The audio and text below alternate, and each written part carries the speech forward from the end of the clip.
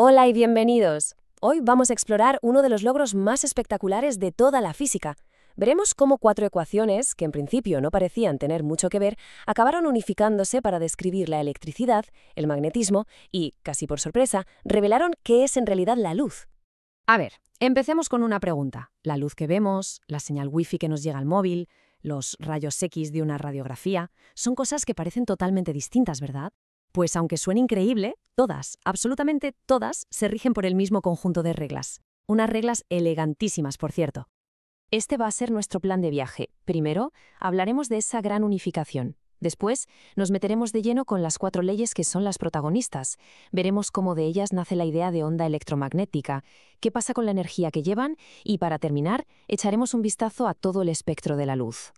Bueno, pues situémonos en el siglo XIX. Por aquel entonces, la electricidad y el magnetismo eran como dos mundos aparte. Se sabía que estaban relacionados, pero no cómo. Y aquí es donde entra James Clerk Maxwell, que consiguió resumir todo lo que se sabía en cuatro ecuaciones que demostraban que en realidad no eran dos fuerzas, sino dos caras de la misma moneda: el electromagnetismo. Pero ojo, esto fue mucho más que un simple resumen. Es que al juntar estas ideas, las propias matemáticas empezaron a hablar y predijeron algo que nadie había visto ni imaginado: la existencia de unas ondas que podían viajar por el espacio vacío. Venga, vamos a conocer a las cuatro estrellas de esta historia. Estos son los pilares, las cuatro leyes que Maxwell consiguió unir en una sola teoría. La primera es la ley de Gauss para el campo eléctrico. Dicho de forma sencilla, nos dice que las cargas eléctricas son las fuentes de donde nace o muere el campo eléctrico. Las líneas de campo salen de las cargas positivas y van hacia las negativas. Básicamente, donde hay carga, hay campo eléctrico. Luego tenemos su hermana para el magnetismo, que dice algo totalmente diferente y súper importante: que no existen los monopolos magnéticos. Es decir, no podemos tener un polo norte suelto por ahí o un polo sur. Si partimos un imán por la mitad, no separamos los polos, creamos dos imanes nuevos. Por eso las líneas de campo magnético siempre son bucles cerrados, no tienen principio ni fin. Pasamos a la ley de Faraday, que es la que introduce el movimiento en todo esto. Lo que nos dice es que si un campo magnético cambia con el tiempo, y esta es la palabra clave, cambia, entonces se induce un campo eléctrico a su alrededor. Este es ni más ni menos el principio de funcionamiento de los generadores eléctricos que nos dan luz. Y para terminar, la ley de Ampère-Maxwell, que es la que cierra el círculo de una forma preciosa. Ampère ya había visto que las corrientes eléctricas crean campos magnéticos, pero la genialidad de Maxwell fue darse cuenta de que un campo eléctrico que también cambia en el tiempo genera un campo magnético. Esto creaba una simetría perfecta con la ley de Faraday.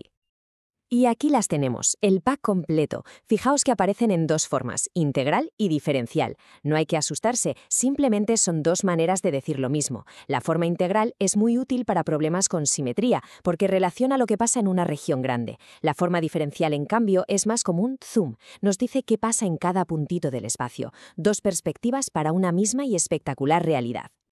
Y aquí es donde todo explota. Aquí es donde se ve la verdadera magia de haberlas juntado. Maxwell se preguntó: ¿y qué pasa con estas ecuaciones si no hay ni cargas ni corrientes? Es decir, ¿qué pasa en el vacío? Lo que descubrió fue sencillamente alucinante. Al combinar la ley de Faraday con la de Ampère-Maxwell en el vacío, las mates mostraron una especie de baile infinito. Un campo eléctrico que cambia crea un campo magnético, y ese campo magnético, al cambiar, vuelve a crear el campo eléctrico un poco más allá. Y así una y otra vez. Se crea una perturbación que viaja sola, que se autopropaga por el espacio. Acababa de nacer la idea de onda electromagnética. Claro, la siguiente pregunta era obvia, ¿vale? Existe una onda teórica, pero ¿cómo de rápido se mueve? Pues lo increíble es que la velocidad no era un número cualquiera. Las propias ecuaciones decían que esa velocidad dependía solo de dos constantes fundamentales de la naturaleza, que son la permitividad eléctrica y la permeabilidad magnética del vacío. Se pusieron a calcular y el resultado fue de casi 300 millones de metros por segundo. ¿Y a qué nos suena esa cifra?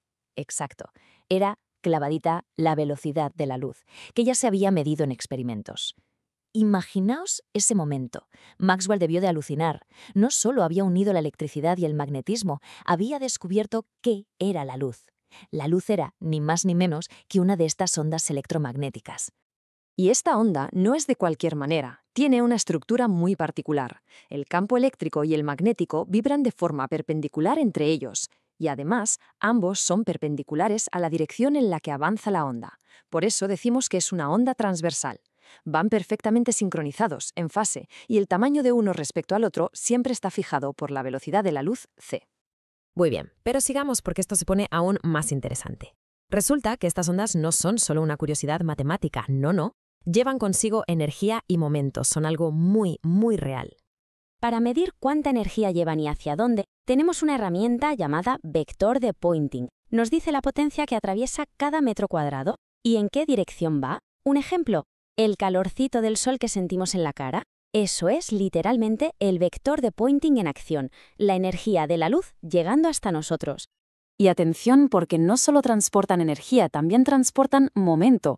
Esto significa que la luz empuja. Cuando una onda de luz choca contra algo, le da un pequeñísimo empujón. Es lo que llamamos presión de radiación.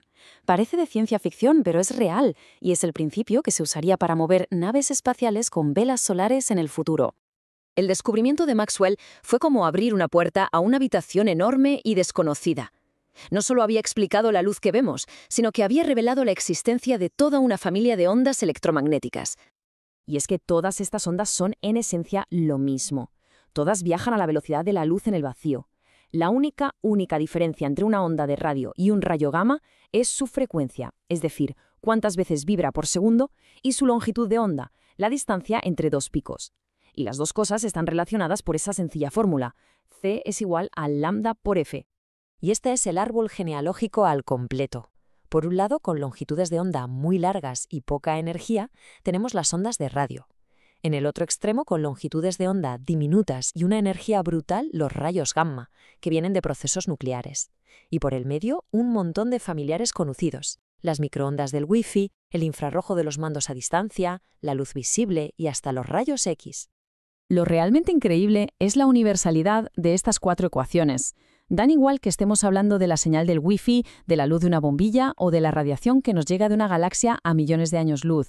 El fenómeno de fondo, lo que está pasando de verdad, se describe a la perfección con estas mismas cuatro reglas. Sin duda, la unificación del electromagnetismo es uno de los picos más altos del pensamiento humano y nos deja con una reflexión final que es casi una obligación. Si la electricidad y el magnetismo resultaron ser lo mismo, ¿qué otras fuerzas que hoy vemos separadas podrían ser en realidad distintas caras de una misma y única verdad fundamental del universo?